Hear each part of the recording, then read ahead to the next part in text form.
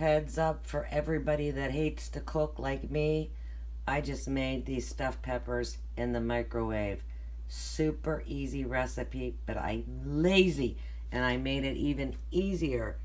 I just used the Rice A Roni rice, cooked it in the microwave, mixed together my meat and my rice, put it in the microwave for 13 minutes, pull it out, and top with Mexican style cheese. And I checked, it is cooked all the way through, and I just can't wait to dig into this. Easy peasy. Please like and subscribe to our YouTube channel called Annie the Therapy Dog 7474. Thank you.